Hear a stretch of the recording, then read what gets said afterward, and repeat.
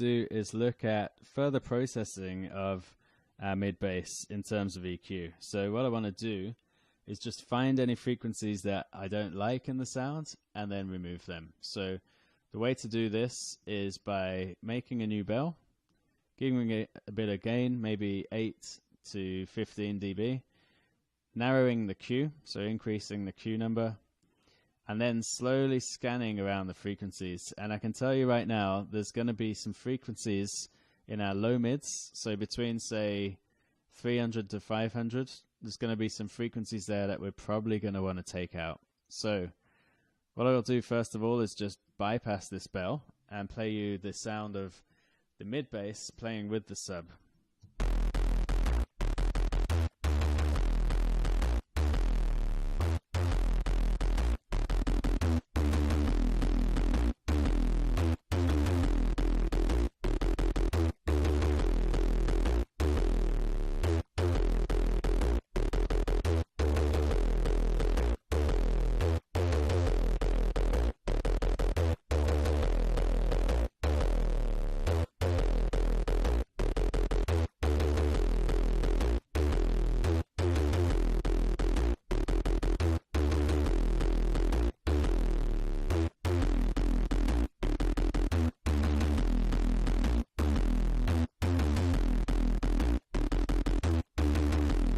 So in this one, I'm hearing some frequencies as low as even 250 hertz. Like right now at 273 hertz. I'm not liking that. So we've identified it. I'm going to increase the Q more. Now I'm just going to bring the gain down.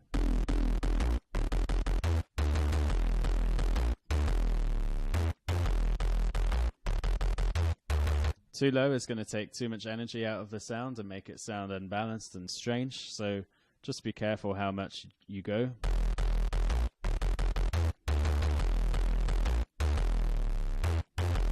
Probably no lower than 6 dB.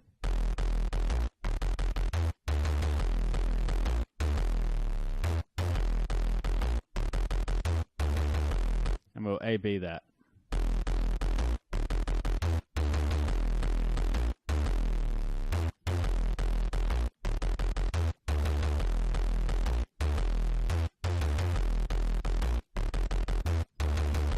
Experiment with different Q levels. Try and get as narrow a Q as possible that doesn't take too much energy out of the sound, but really just gets rid of that nasty frequency that you don't want in there. So we've done it once. We're going to repeat the process now, and I'm just boosting this to about 10 dB.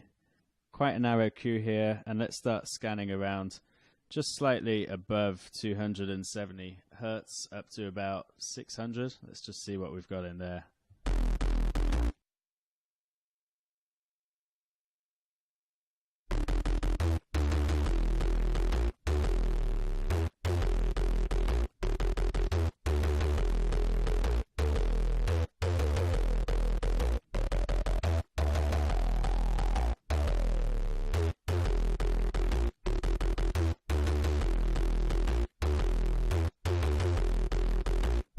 So for me, that frequency doesn't sound very great.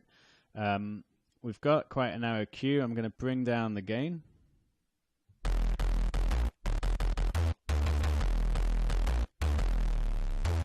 And now we're going to A-B that. So we're just going to deactivate that bell.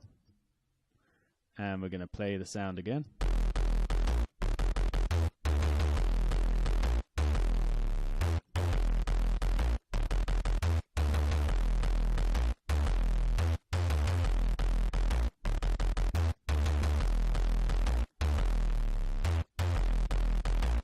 Okay, so that has helped to clean it up quite a bit, just removing some of those frequencies there. Another thing that we need to do in this bass is make room for that major peak in the snare. So the snare is peaking at 230 hertz. So what we can do is make another bell, set it to 230 hertz, and then make it quite a high Q value, so it's quite narrow. And we're just going to bring that down to about somewhere like -5 or -6 dB.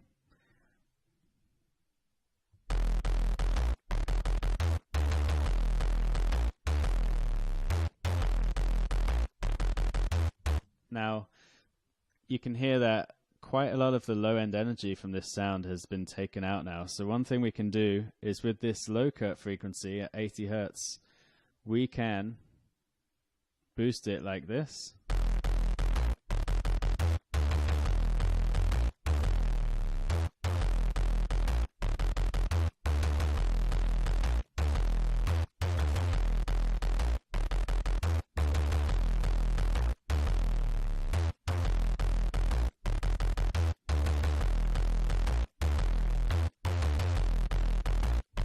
Okay, so that's sounding good to me.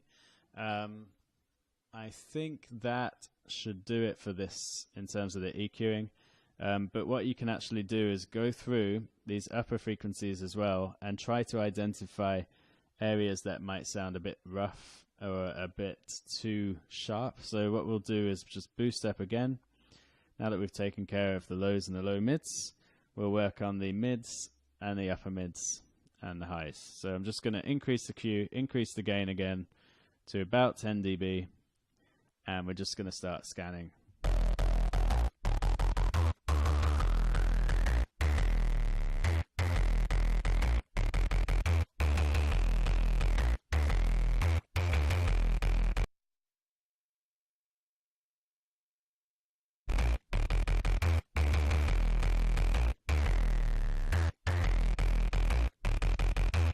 You can hear here at this, you can hear here.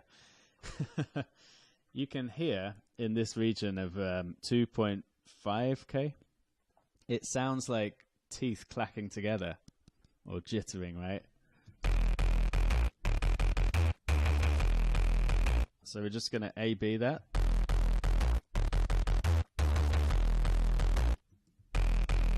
And every bass is different, but you might want to take some of the energy out here.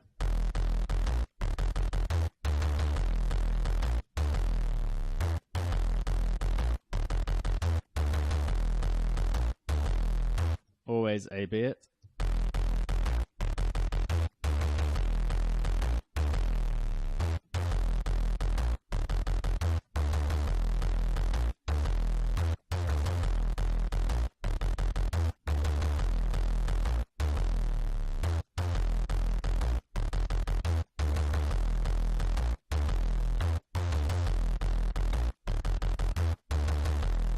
Okay, so that sounds a bit cleaner. I might want to back that off a little bit. We can keep scanning just to make sure there's nothing else, so I'll do one more. Just going to boost that to about 10 dB. Nice narrow Q. And usually with basses, you'll find that in the region between about 1K up to about 1.4, 1.5K, there's a region there that you can give a little boost to, and it will increase the presence of your bass. So if you feel like your bass is not sounding very present, very forward in the mix, then one little tip is to boost a little bit around somewhere between 1K and 1.4K. So we'll experiment with this bass and see if we need to do that or not.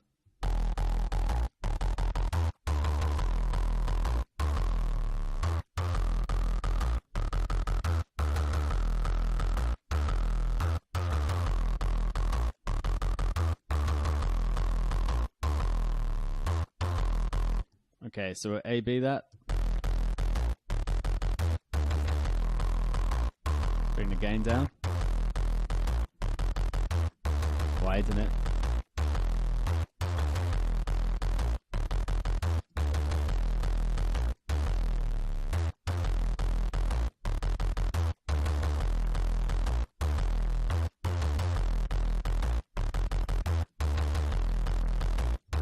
And you know, even just the slightest boost of 1 or 2 dB can really have a big effect there. So I'm going to bring that down to about 1.4.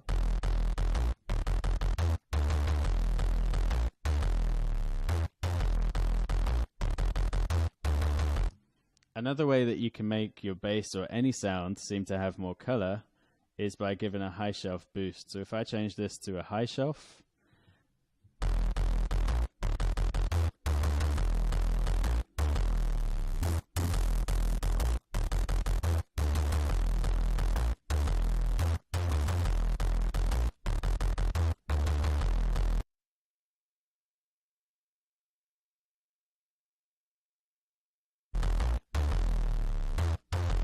But I'm not going to do that with this particular bass. I don't think that it needs that. So I'm just going to get rid of this high shelf.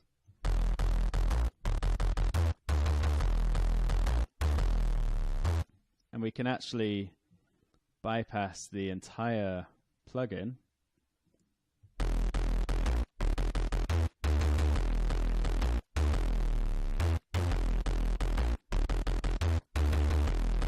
And then with it on.